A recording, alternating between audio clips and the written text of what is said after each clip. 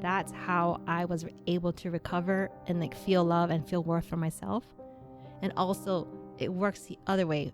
When you love yourself and you are unveiled to yourself, right? That's when the transformation happens. The real healing can take place. The real healing. Because there's that whole part of my life where, right, I said I was going to write the book and then like, I could not get it out.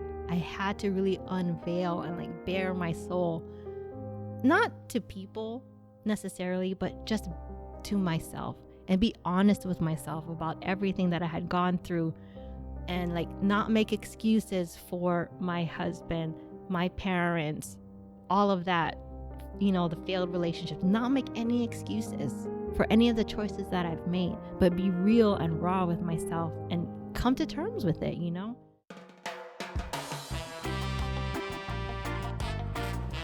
We are back at Hawaii Real, everybody. I'm your host, Ioke Ehu, and I want to send a shout out to Hawaiian Springs Water, our beverage host for this episode. This episode is brought to you by the Native Hawaiian Chamber of Commerce. The Native Hawaiian Chamber of Commerce's mission is to malama Native Hawaiians in business and commerce through leadership, relationships, and connections to economic resources and opportunities. The Chamber's programs and events are designed to facilitate connections and promote business growth, professional and economic development, and sustainability. The Chamber's membership is open to individuals, nonprofit organizations, and businesses of all sizes. To learn more about the Chamber and how you can join, visit the website www.nativehawaiianchamberofcommerce.org. All right, and today's guest is Kylie Ota. Thank you so much for coming on the show today, Kylie. Thank you for having me. Yeah, so Kylie is a online business strategist and life coach. Yes. With a super wealth of business experience and knowledge throughout your life. You were in the Army. Yes. You worked for Chevron for a little oil and gas industry. Yes. And you've done a whole slew of others. You're currently writing a book. Yes. 30 Shades of Scarlett. Yeah, so it's called 30 Shades of Scarlett. It's kind of a spin-off, 50 Shades of Grey. No, I don't know what that is. So, right, it's 50 Shades of Grey was like a book about, I don't even know because I didn't read it. Right, me neither. No, we don't know what that is. I didn't see the movie either. I don't know what you're But there about. was a big hype about it. Yes. And as a Christian woman, God prompted me to write a book about my issues with an abusive marriage and how I left that through an adulterous relationship. And so it's not a story that you want to share, right? And like, who wants to put their dirty laundry out loud and like in print, right? In perpetuity, right? But I felt called to write this book so that other women didn't feel the way that I did. Because at the time that it was happening, I was kind of actively involved in church. So, like, who was I going to talk to about the way that I was feeling about like my husband? And like, okay, it was okay to talk about my husband, right? Because I'm like, okay, I'm an abuse victim. It's fine. But when I ended up falling into an adulterous relationship with, someone that I met, I didn't know who to talk to. Like, you're going to go to your church group leader and be like, hey, I'm falling for this guy that I shouldn't be falling for. Like, how do you talk about these things? Mm-hmm.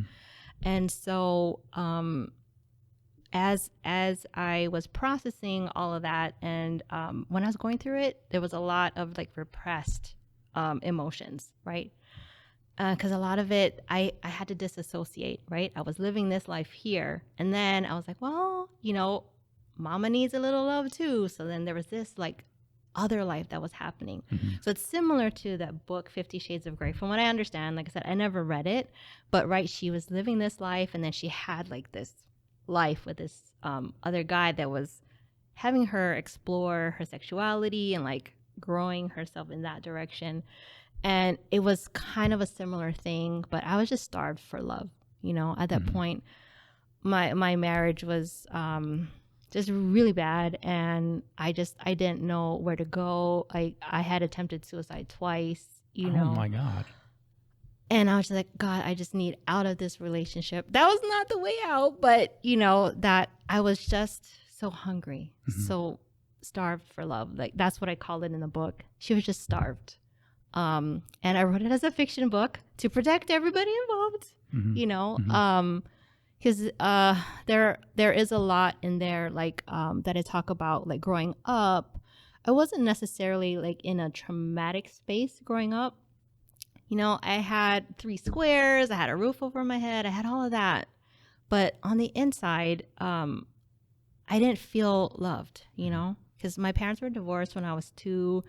And, you know, they lived their own lives. They got remarried and stuff. And like, I was the only child between the 2, you know, with the same mom and dad. And so like, they went on living their lives. I kind of felt like a byproduct of this marriage, you know? And I was like, okay, I got to find myself and like fill myself up. And I did a lot of things, you know, to fill myself, you know, I tried to do really good in school because, okay, maybe that will fill me up, you know? So I put a lot of effort, like, granted, I'm smart, right? No. But, you know, like striving to be like top of my class or top of whatever thing that I did, I thought that would fill me up. And then when I got there, I still felt the same. I still felt empty, you know? And then I joined the military right out of high school. You know, I needed to get the GI Bill and all of that stuff to get my education paid for. Did all of that. I did pretty good there. Didn't feel it. I met a guy, you know how it goes. You meet a guy. Didn't fill me up either. And I ended up in this really bad relationship. What? Yeah. He wasn't ready to get married. We'll just put it that way. And I was left high and dry. I was living on the mainland at the time. And I was like, okay, I have nothing here. So I ended up moving back home to Hawaii and ended up working in the oil and gas industry because I was a single mom at that point. I was like, what pays very well? Oh, oil and gas pays very well, like right out the gate, right? I didn't get to finish school, so I don't have a degree. So like, how do I make something of myself without relying on, social service, a man or social government, services, right? And actually, I didn't even qualify for social services at the time because I was too young. I was living under my parents' roof. I was under the age of 22. Oh, so all this is happening when you were really young. Yeah. All of this is happening when I was really young. And then I met my second husband when I was about 20 years old, and he was 15 years older than me. So I'm like, oh, daddy issues or whatever, you know? Now that I'm older, I can say those things, right? But I do remember my dad said, like, why do you always have to have a boyfriend? I'm like, and I told him straight out, I was like, because you don't care about me. Sorry, Dad. Ooh, but but that was what I was feeling on the inside, like just not loved. And it's no shame to my parents or whatever. Like they didn't know what I was going through because I didn't even know what I was going through, but I felt this emptiness. I felt this like pain in my heart that I didn't know how to fill it, And so I didn't do drugs, thank God, but I did drink a lot. Because I was like, okay, like drinking and having fun, going out with my friends made me feel good, like made me feel happy.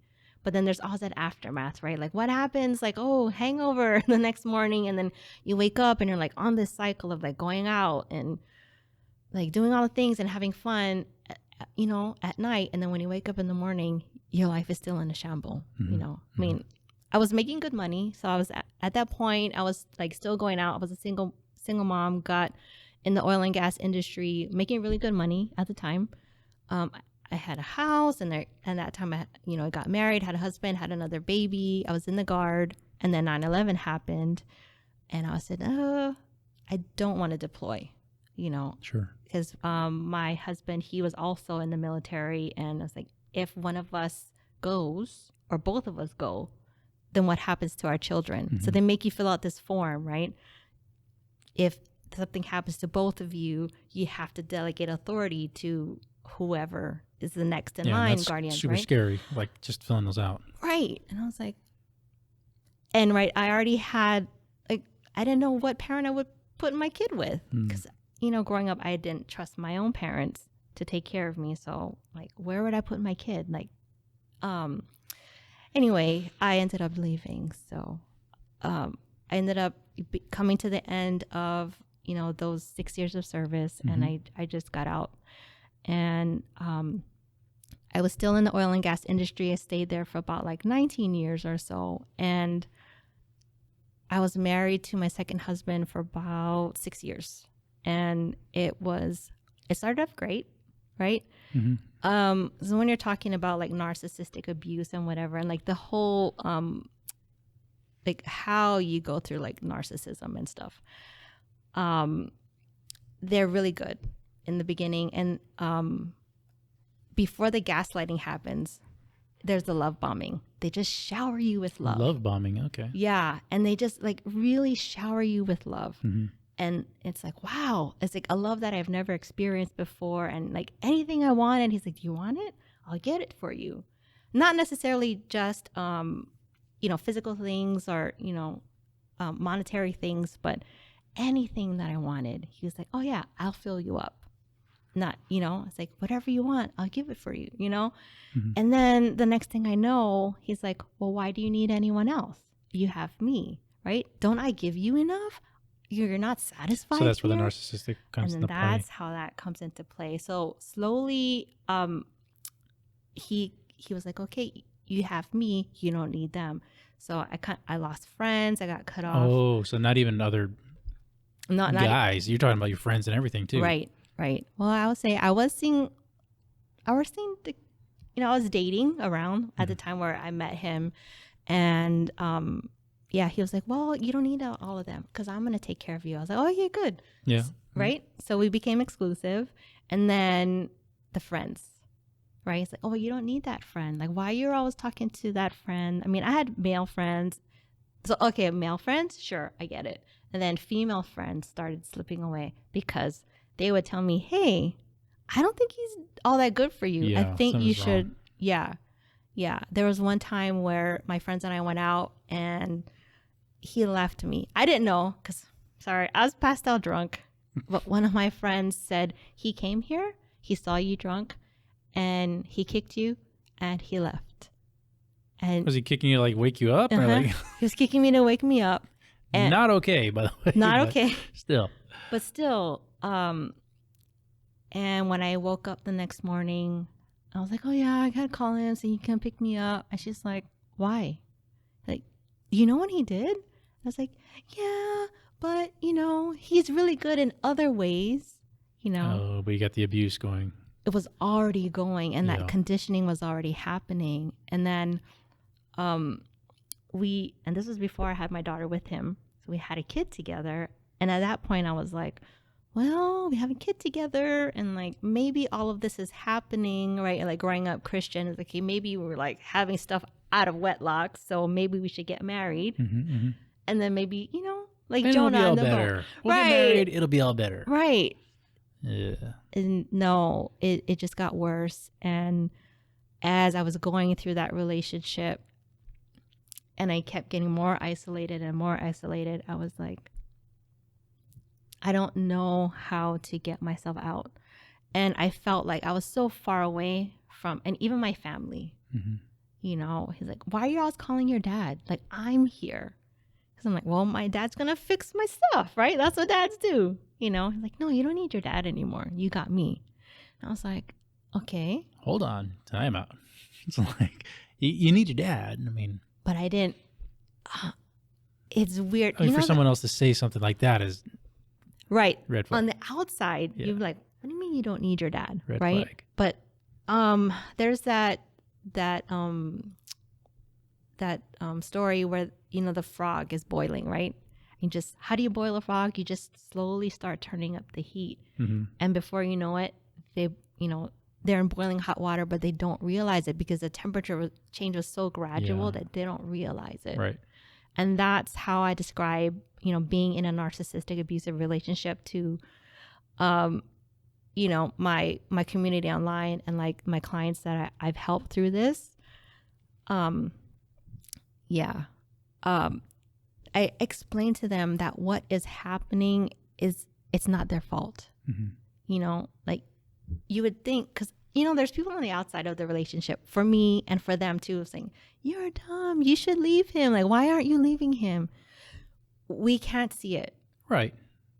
I Yeah. mean, they only see on the outside what's going on, but they don't see what happens behind closed doors. They don't see all the nice things the partner's Right. doing.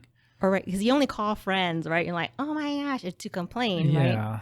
And they're like, what? But it's like, well, he's really nice and he's really da da da da, and he's my baby dad, right? Mm-hmm. So like, well, we should keep the family together. And I mean, if there's anything that I glean from this experience and what I tell a lot of the people that I come into contact with who are dealing with a similar situation is you have to think of your kids. Mm-hmm. You really have to think of your kids because they don't know any better, right? They're thinking that this is normal. Seeing the abusive patterns is normal, and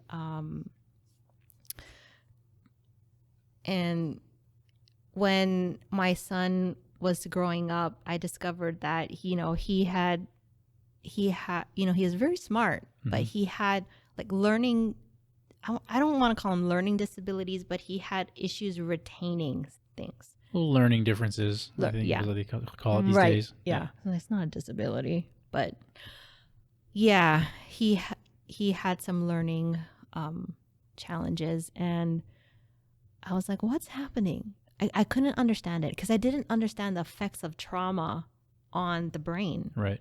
Especially at a very young age. At a very young age. Because we were together from when my son was 1.5 years, and so this is kind of all that he knows, right? At this point, like we left his dad when he was only 6 months old, and we came to Hawaii and all that stuff, and so he didn't really know his dad. Eventually he did get to know him, but not at that point. Mm-hmm.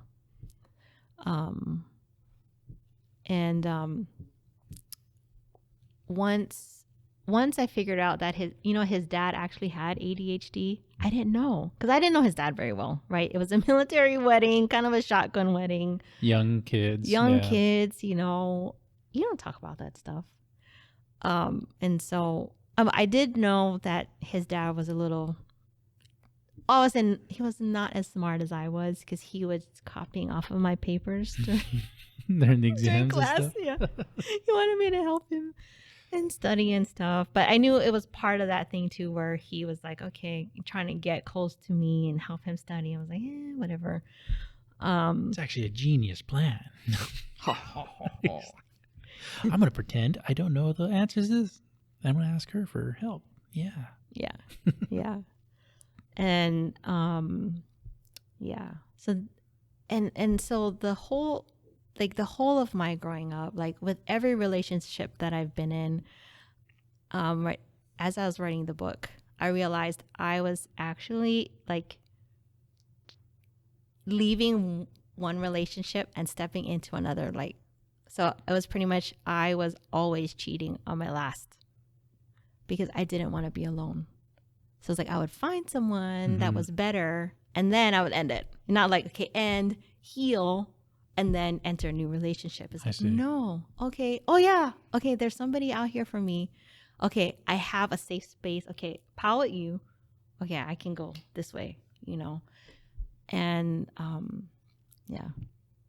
Okay, so all of that kind of leads up and segues into, in the beginning of this conversation, we talked about you writing a book. And so it all leads into not only you writing a book, but you're also a life coach helping other people too. And you were telling me off camera that part of your healing process, which was, in the whole discussion we're having here, your story, your telling of your life story here is the common theme is you're trying to fill the holes. You're trying to fill the abyss with all these different things, different people, different alcohols, whatever.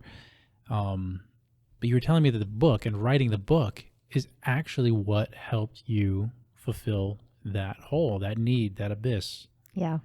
Can you dive into more about the book and how writing it actually helped you? Yeah. When I was going through it, I journaled a lot. I journaled to help me process things. And then I was ashamed of it and I threw it in the dumpster. Oh. Yes. Yes. So, but even at that time, I wasn't ready to face everything, you know? And it took a lot of healing. Like I got a lot of coaching. I worked with a trauma coach. And through all of that, well, the one common theme was everyone says, well, you should journal about that. You should journal about that. And then I ended up hooking up with this other coach who also produces books, right? She's a book publisher. And she was hosting a book writing challenge. I was like, oh, and I really felt that God said to me, now is the time to write your book. Because honestly, I had tried to write it before. Because, well, he had spoken to me about like 10 years before that this is a story that people need to hear. You need to write it. But I was struggling because I was still processing, you know, and I hadn't completely healed. And when it finally came to this book writing challenge, I was like, okay, now is the time. Even though in the natural, I was like, this is not the time. Like I am so swamped because yes, I love, you know, like the psychology piece, right? I was a mental health specialist in the Army. So I love all of that stuff, you know, and like dealing with PTSD and just helping people recover from that and understanding how people are. So I actually got turned on to psychology in high school. I had to take a psychology class as one of my, you know, requirements. And I was like, wow, this is cool, you know? And, you know, when my teacher was like saying that this could be a career and you could get paid to talk to people, I was like, wow, I'm really good at talking to people. Because even in high school, people used to come up to me and like they want to share what's on their heart. It's really weird. Even as I started my life coaching business, where I got my certification, I started my life coaching business, and I was going to like, you know, random conferences, meetings and stuff, like growing my business acumen. I would meet people at these business conferences and they would tell me their whole life story in like an hour of meeting them. Nice. It's so crazy. And I didn't realize that was a thing until, you know, like talking, like people share like their deepest, darkest secrets with me. I'm not kidding. And like, wow, okay. But like, as they're telling me these things, I just nod my head and they're like, oh, you're gonna judge me. And I'm like, no. And I said, you want to hear my story? Yeah, I was just kind of getting to that. I was like, well, it sounds, just from today's conversation, sounds like, well, you share so much of yourself that you make it comfortable and natural for other people to share naturally with you. Right. And openly. And so that's when I realized, okay, there's more to this life coaching thing than I anticipated, right? I just love neuroscience and I loved all of those things. And so I started studying that. And like, hey, it's going to help me with my coaching, you know, and my business. But the more that I dived into it, I started realizing that, you know, and with stuff that happened with my son and the trauma that he experienced, trauma that I've experienced, I was like, huh. And even in the business side, like I had some business coaching clients. So I had like the life coaching leg, and then I had the business strategy happening, because people would come up to me and like, oh, how did you do that for your business? Because I was a coach and I was running my own business. Like, how did you do that? I'm like, oh, it's so easy. It's like this. You go, you get da-da-da-da-da-da. And they're like, no. And then it ended up it's not that easy. And then it ended up like, can you just do it for me? And was that good for you or no? Yeah. So, right, in the 19 years of oil and gas, I was used to being that go-to person, right? That industry is, I would say, 98% male. Yeah. And so being a female and having high, you know, administrative skills, I'm like, yeah, whatever, just give it to me. I'll figure it out. And like anything that we would learn. So my auntie knows one of my coworkers, and she said that when she talked to him, like, oh yeah, her, yeah, like anytime we go to class, she's the one who takes all the notes and we ask her when we're done.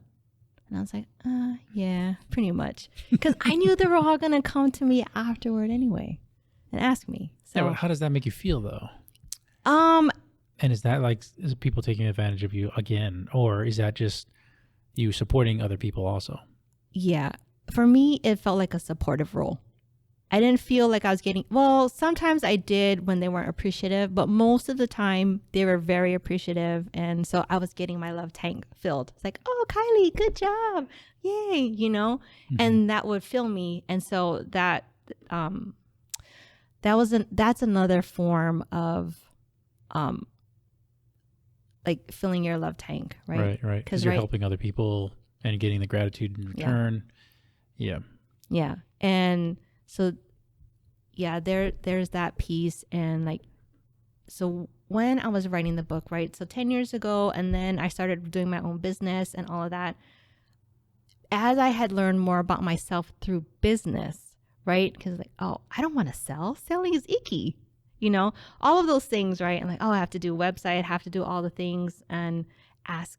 It's the asking people for money, I think, that really grew me, right? It's like, oh yeah, I'll just do it for free. Because I was so used to helping everybody out. Like, let me just give you the notes from the class, What do you mean it grew you? Like, were you afraid to ask for money? Yeah. Oh, okay. Yeah, because I'm hard. Very good at serving. Like, you want anything? Let me help you, Yeah, I'll do it for free. Yeah, no need pay. Nah, I do them. No. But and, in the long run, it's... Or even in this, I would just say in this Hawaiian culture.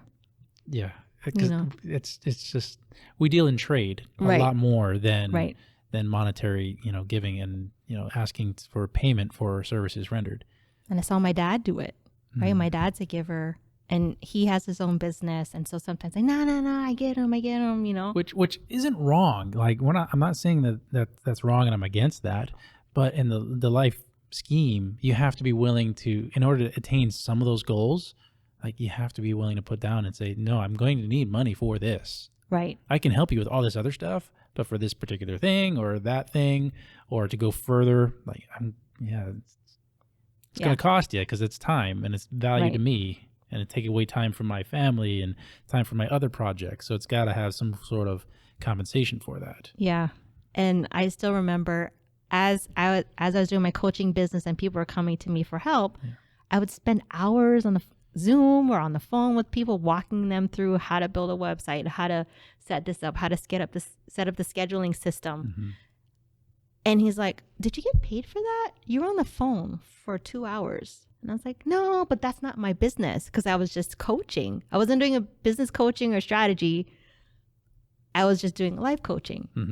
Like, no, that's not, I don't have a package for that, so I'm not charging for it. And then, but he's like, same thing that you're saying, right? You have a business. You're getting paid for your time. Whether it's business coaching, life coaching, whatever kind of coaching, you're exchanging your time. So just like going to a job, you need to get paid and compensated. Right. But it's hard starting that because, and I've seen this with myself here, it's like, do I even feel or consider myself to be enough of an expert to demand that people pay for whatever services I provide? That's hard, getting to that point. And then it's hard getting over that hump of being like, yes, you are an expert, and yes, people will pay you for, your job or your help or your expertise or all your knowledge or your equipment or whatever. Right. So, yeah, it's hard. Kudos to you for what actually got you over that hump to actually start asking for money, or have you done it yet? Oh, yes. Okay. Yes. I am comfortable asking for money, and, what really got me over the hump was my husband, that conversation that we had. And he would equate it to, right? Because when you're in corporate, you're used to clocking in, getting a paycheck and all of that, right? He's like, you're on the clock when you're talking to these people, And he's like, well, they paid for an hour session and you're going over. Like, in the workforce, that would be overtime, right? And they're not paying you for that. I'm like, yeah, but they needed the extra, especially as a life coach. You're dealing with some heavy stuff and people need to talk through their issues. He's like, I get it, but then maybe you should, change your packaging, change your structure. And he's not a business guy. Okay. Just saying. So that's the other thing. Like, he's an outsider, not knowing. And he's seeing this. And he's seeing it. And so, I hired a whole ton of business coaches, sales coaches and everything. And it really was it's an inner game, right? It really is that inner game. And knowing your worth and knowing your value. And right, I didn't know my worth and my value, right? Growing up, it's like, I'm just here. I just exist. Even like when I was, my second suicide attempt, the thing that kept me from going all the way was my son. I saw him pop into my brain. Jeez. And I felt myself going under. And I was like, who is going to take care of him if I'm gone? Because right at this point, his dad was not in the picture. Right, we had left him on the mainland and we were living here. And I was like, he's going to be a true orphan. Yes, I'm a single mom and like that's okay, but not okay. But, it's not okay. He's going to be all alone. I was thinking, yeah, he'll go live with my parents. But the way that the system is set up, they're not next of kin. Yeah, and your parents aren't you. Right. It's not his mom. And I was like, what is that going to do to him? That's going to be devastating for him. 100%. Right? And I was like, no, I cannot leave him. And that was the one thing that pulled me back. And so right, I would say that was like the turning point for me in like my personal life and like getting stronger. Yeah, because that's the lowest you're at. That was in life lowest. When you're ready to take your own life, like that, it doesn't get lower than that. Yeah. And I said, you know what? Okay, forget that. You're not worth it. Like me losing my life over this relationship, like you're not worth it, like I'm worth it. Yeah. And then, because I thought I was going to die in the oil and gas industry because it's so good, right? You get paid a lot of money. You thought you were just going to work there. I thought I was just going to work there until I die. Yeah. And then I felt like I was dying a slow death there. So I knew that wasn't, I got that job because I was a single mom. It wasn't my passion. Yeah. But on the job, there's a lot of night shifts, right? Sit around, talk story, people tell me all of their stuff. And I was kind of like mini counseling people there. And then, this opportunity to become a life coach came across my path. And I was like, that's it. That's what I want to do. Nice. And I actually had a health challenge. So I had adrenal burnout. Like, what is that? So it's when your body stops producing all of like the endocrine system, like all of your body chemicals. There's 4 stages of burnout. There's the first one where you kind of feel tired and you feel drained and you can get back up. And then there's stage 2 where some of the other hormones stop functioning or your body stops producing those because it's, how do I explain it? Like you're stepping on the gas and you're pedal to the metal and you can't go no more. Okay. Right? Just kind of running out of gas or running on fumes? You still have a gas tank. Okay. Right? Mm-hmm. So you can go, but you're like, There's like a governor on it. Right. Mm-hmm.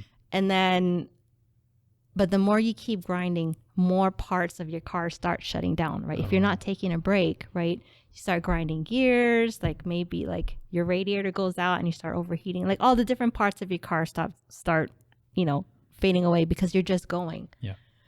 And I got to the point where I didn't know what was happening. I was just falling asleep. Like wherever, like say I'm sitting in this chair, like I'm like, yeah, go. Like the adrenaline was keeping me awake. Yeah. Then when I would sit down, I would just knock out. I kid you not. Like we go eat dinner and like say we live 10 minutes away, I'd pass out in the car. Now, is that because you're working so much and so hard? I think so. At that time, I was working about 60, 70 hours a week. Okay. And I was doing the rotating night and day shift. That's 12-hour shifts. Yeah, that's the hard one. And I was, I was a mom. Mm-hmm. And my husband was also working that kind of shift. And so it's like half of the time I was a single parent, and like doing all the things with the kids. And it was just not a conducive lifestyle to resting. And when I went to the doctor, my husband actually had to shove me and like kept sending me to the doctor. I was like, there's nothing wrong with me. I'm a shift worker. Like, this is just how life is as a shift worker, right? Yes and no, but yeah, go ahead. Right? I was like, no, this is normal. Well, it was normal in our industry. Yeah. Because I would see all the people, around me. Yeah. Oh, I know. I'm in law enforcement. I see it too, right? Yeah. And I'm like, oh, okay, well, it looks normal because I'd grown up in that industry. I started from when I was 20 years old. Fall asleep anywhere, yeah. Right. And he was like, no, because he came from the airlines and went into oil and gas. And he said, no, I've been a shift worker too. And I don't have this problem. Because like, you don't know anything. Something else is happening. Right. But he's like, no, I work shift work too in a different industry, even though we had just met. Right. And he's like, no, you're going to go get tested. I was like, when am I going to have the time to go to the doctor? I'm working 70 hours a week, you know? So I went to the doctor, got the test. And when I walked into the office, opens the chart. Oh, I don't even know how you walked into this office today looking at your numbers. I was like, huh. It's like, well, doc, I'm Wonder Woman. Yeah. And he's like, normally I tell people to cut the caffeine, but he's like, I'm afraid you're going to completely shut down. Because, right, the caffeine affects your adrenaline, right? Wow. That was what's keeping me going. So he's like, yeah, I think your body needs the caffeine kick to keep the adrenaline going. Because otherwise, all of my endocrine system, adrenaline, cortisol, all of those chemicals had shut down.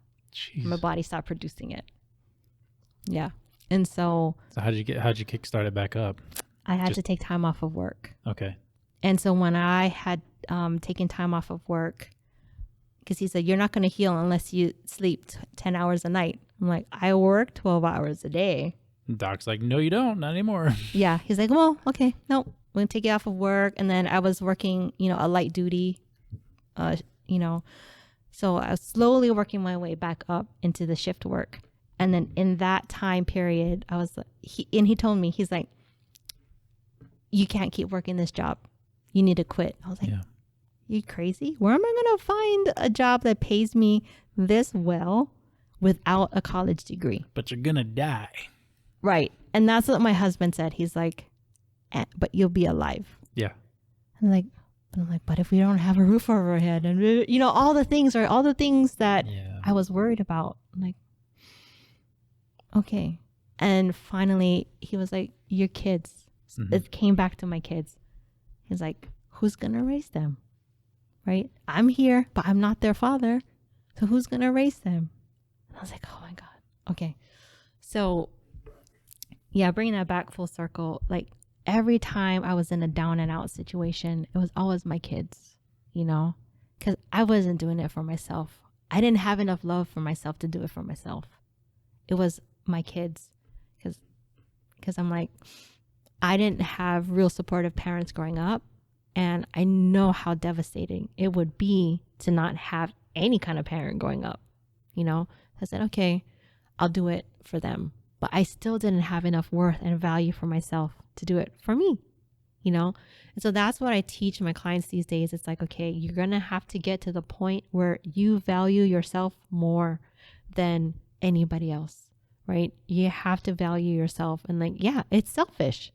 Self-care is selfish, but they talk about, right, you cannot pour from an empty cup. You have to refill your cup. And I said, whatever you use to fill your cup, whether it's church, like going out, hiking, whatever, I'm not an outdoorsy person, as you can probably tell, but yeah. Okay. So leading up to your path on becoming a life coach and finally turning into a business, basically, just going from just being a friend, helping other people, to actually making it a profession, right? Yeah. So what's the name of the brand, your brand? Yeah. So the business name that I came up with was Aloha Unveiled. Why did you choose that? So not a lot of people on the mainland, when I introduce myself that way, understand. But aloha, right? It's love, right? And when you read the Bible, it says God is love, right? And it really, and then unveiled. When Jesus died on the cross, the veil was torn, right? And we didn't have to rely on going to a priest or going, talking to somebody else. And we could talk to God directly. And I just felt like having the aloha, because right, aloha is more than just love, right? It's all right. I'm not the best at the Hawaiian language, so, but it encompasses more than just this one love, and right, it's like hello, goodbye, and all the things. It's kind of like shalom, in Hebrew, where it Right. has more there's than one there's a meaning. whole spiritual aspect of Right. the life force behind, Right. or not even behind, but the life force that is Right. aloha. Because even like the ha. So that's the part that was showing up for me was the ha, the breath of life that's connected to the love piece, right? And that was what I was needing. I'm like, yeah, like having love was like that breath of life for me. And it had to get unveiled to me. And it goes both ways, right? The love of God was unveiled to me, and that's how I was able to recover and like feel love and feel worth for myself. And also it works the other way. When you love yourself and you are unveiled to yourself, right? That's when the transformation happens. The real healing can The take real place. healing. Because there's that whole part of my life where, right, I said I was going to write the book and then like, I could not get it out. I had to really unveil and like bare my soul, not to people necessarily, but just to myself, and be honest with myself about everything that I had gone through, and like not make excuses for my husband, my parents, all of that, the failed relationships, not make any excuses for any of the choices that I've made, but be real and raw with myself and come to terms with it. It is what it is. I did what I did. Fine.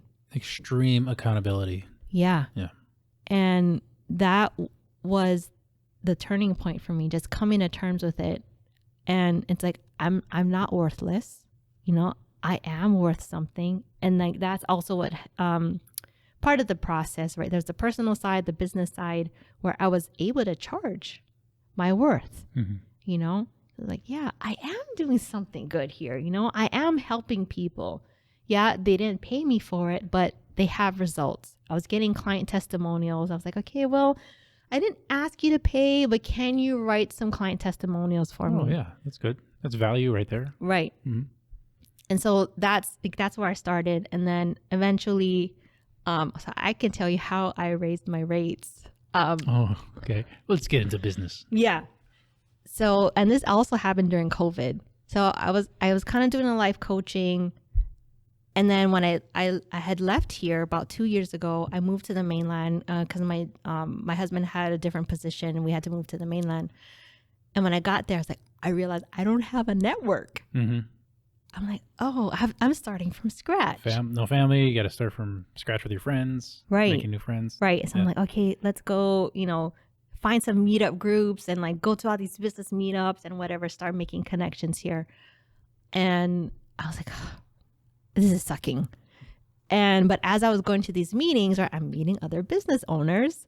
I'm like, oh yeah, but I don't have a website yet. I'm like, oh, it's real easy, Easy for you. Right. I'm like, oh yeah, you just do that. And then I was like, no, wait, hold on. And then because they didn't know me, and right, and I just feel like there's a different environment on the mainland where they're used to paying for things. Right. The sense of aloha is not universal. Right. And so they were like, oh, well, how much do you charge for that? I was like, oh yeah, I charge for this. So the customers are putting it on you to charge. Yeah. Before you even started charging for it. Yeah. Interesting. Yeah. And I was like, yeah, I charge for it. And I'm like, well, maybe I shouldn't charge that much. And I was like, well, how much can you afford? Mm-hmm. And I was like, oh, it was hard work. I mean, well, like the stuff that they wanted me to do, I'm like, oh, this is not worth the pay. Like, this is not worth the pay. And as I started like doing more, I got to the point where I don't want to do this at all. Mm-hmm. And someone got referred to me through a mutual friend, someone I respected. So I was like, okay, I'll take the call. I'm gonna like convenient or just like politely turn them down. Now you're talking about business coaching or life coaching or both? This is for business. Okay. And I was like, no, I'm not doing that right now, but I'll talk to you. I can help you. Like I can see where the holes are. Like here, I'll give you a strategy, but no, I'm not interested. Okay. So I was like, I'll do a consult call, right? Mm-hmm. Got on the consult call. I gave her my feedback. I was like, okay. And she's like, oh, well, can I hire you to do it for me? I was like, no. And I kind of knew her well enough. We were in a community together, and I said, nah, I got burned. I got burned out on that, so no. But I'll give you all the stuff, here's all the strategy. Right. And she's like, well, I just want to hire you. And I was like, okay, fine. So I tripled my rate. And she was like, okay. Yeah. She paid it like that. Yeah. She's like, oh, okay. Send me your link and I'll send it to you. I was like, oh. It's amazing how that happens. Yeah. Yeah. And so that's how that, and I finally was like, okay, I got the validation. Yeah. I was just going to ask, like, what was the sense of validation that you just accepted right there? And how did that feel? It felt good. And so. Did you tell your husband? Oh, yeah. What did he say? I was like, oh my God. Like, I tripled my rates and she paid. And he was like, no, because I told him, I said, I don't want to do it. Because I said, I'm done with this. I'm done with doing all of that. Yeah. And he's like, well, yeah, just tell her no. I said, nah, just gonna get her an outrageous price and then see what happens. Then she paid it. And he's like, oh, good job. But I guess the story behind that is that, well, maybe you were charging too low all these other times, possibly, right. Yeah. And then that's when I figured out you get the worst clients when you charge those dirt prices. Yeah. Because they're the ones who are They want stingy. Everything. Well, they're stingy and they want everything. Yeah. Like, oh, can you do all the things? Now I get to specialize in just, right. Planning and stuff because I really enjoy the planning parts of it. And now, like, I have a team that does, like, all the, the nitty-gritty stuff. Like, yeah, web developer. Okay, here. Because I know what I want. Client tells me what they want for their business from A to B. And so I kind of do like a hybrid of life coaching and business coaching. Sure, yeah. Because they're like, oh, I'm frustrated with my business. I'm like, hey, just talk to me. Talk to me. They're like, I don't know where this goes. I don't know where this belongs. Just talk to me because the pieces come out right when they're talking. And it kind of goes to what I was saying before where people just spill their guts. I don't know if that's a gift or whatever, but they'll just say whatever they like. Everyone tells me that when they get on the phone with me in some way, shape, or form, that I'm like that safe space. They've never felt that safe talking about their problems, their issues, whether it's life problems, issues, now it's business problems and issues. But when you're that free, right, when you're that unveiled, that's when the transformation happens. Because, I grew up in a family where we didn't talk a lot about the underneath stuff, right? Yeah. It's like, oh yeah, show face, and you're fine, everything's fine. Right. Suck it up. Right. But when you get to the heart of it, there's so much more that is there to be unveiled. And whether it's business or life, it's because a lot of their business issues, I'll just say, are life issues. Yeah. Right? They work too much. They're too stressed out, whatever. And then they can't focus. They can't finish things. And I'm like, no, focus. Daniel-san, focus, And I see the through line. It's weird. Like I can see they're talking and I actually see, like a flow chart. Yeah. I'm like, okay, here's where you are, here's where you want to be. And then my brain starts filling in all the pieces. I'm like, oh, okay. And then how do you want to get there? Okay, okay, this, you could probably put an automation here. And that's where I specialize in business optimization systems and strategies. Nice. Which I call BOSS. BOSS. BOSS. So yeah, it's part of my Boss Up package where we figure out how to get you from, because usually the clients that come to me now are like 5-6 figure trying to get, that one more zero on their, in their business. And I'm like, well, there's a lot of fat you could trim. Because a lot of times people try to solve their business problems by hiring somebody else, right? When they're in that growth, hiring you. Well, when they're in that growth phase, oh, I see. They want to hire, like, I need this person, I need that person, and I'm like, well, technically, you could create an automation or an integration, like software integration, that could do it for you automatically, and right. once you set up those systems, it'll work for you like clockwork. Like that is hugely valuable. Yeah. And I love that stuff. Yeah. And just knowing how to do that and how to direct people to get their process done in that fashion. Yeah, that's hugely valuable. Because I think a lot of businesses, myself included, could definitely use some form of automation to speed up and, just expand. Yeah. And that is what I learned working in oil and gas. Because a lot of the processes that like how we make the gasoline, they're all automated, right? We have valves and manual valves that you turn and open and shut, but there's a lot of processes that have, like we run a lot of it on the computer, right?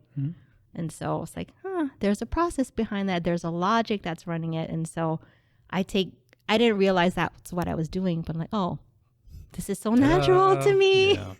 Like, of course you want to automate this thing. Because there were times where we had to, go outside and like open a valve and close a valve. And like, wait a minute. Like, can we set it up? Like, I would, like finagle it and set up something where we didn't have to anymore. Yeah, you're driving efficiency. Because I'm lazy. I'm just saying. Humans are lazy to begin with, but they're always looking for a way to efficient. Yeah, be efficient and be successful as efficiently as possible. So it's good stuff. And then there's there's another strategy that I use. I call it the time management principle. So if you draw a circle and you cut it into 4 squares or 4 quadrants of pi, and you write TIME. Okay. Counter or clockwise. T and M are opposite. T and M stands for time and money, right? And I did a lot of project management, like towards the latter part of my career in oil and gas. When you're working on a project, it's always, are you on time and are you under budget, right? So it's time versus money. And are you going to hire more people to get the work done on time, right? So that requires more money. Or it's like, can you extend the time because you don't have the money to to dedicate to those extra resources that you need to finish the project. And so, right, it's time versus money. And then the I and the E is intentions and energy, right? We intend to do a lot of things. We have a lot of ideas. So the I and the E stands for more than just one thing. But we intend to do a lot of things. We have a lot of ideas. But do we have the energy to execute those? Right? Because there's a lot of business owners that I run into, and they're solopreneurs. They're trying to run their business on their own. They have all these ideas, and right, there's so many business strategists out there, right? Like, you're going to build a funnel, and what kind of funnel are you going to build, and all of that stuff, right? And it's like, well, there's so many different strategies, so many ideas, but do you have the resources to execute that? And so that's kind of what I take my business clients through. It's like, okay, I get it. You got a lot of ideas, and do we have the time, the money? And then do we have the energy to execute all of these ideas that you want? It's like, no. And I have to put it in black and white for them. Like, okay, you're saying this, and then you're saying this, and then you're also saying this, and then you're saying this. We can't do all of that this week. So sorry. I'm so sorry. There's no way we're going to execute all of that in this week. So what is your priority? Because there's a lot of stuff, in the refinery. There's things that happen, right? It's a 24-hour system, and it's always running. So there's things always happening. So what is going to be the priority right now? And sometimes we have to choose. It's like, okay, well, I have to fix this first. Okay, and then, okay, that one is mitigated. Okay, now I get to, we had like this whole triage process that we would do. So I'm using that now with my clients and on the business sector. That's awesome. Yeah. I like to hear stories like that where you've used all of this professional and personal background, knowledge, history, experience to build something new that you're using all of those experience points for something completely different. Right. It's beautiful. It's awesome. It took me around the mountain to figure it out. And now you're here at the top, and you're just like, yeah. Well, no, I hate to see you at the top because nobody's really at the top. There's always climbing to do. Right. Kylie, it's been so awesome having you on. I'm so glad we had you on this show. And before we even got started, you were saying you were about to have a podcast, and you had watched your own little thing. So I don't know. You have a lot to say. I do have a lot to say. I have to hear might have to hear more about that on other podcasts. Or on my podcast. Oh no, yeah, you're a podcast. You can have your own guest. You can have your own show. You can do your own stuff. Yeah. Whatever you want. All right. Any last words for our guest?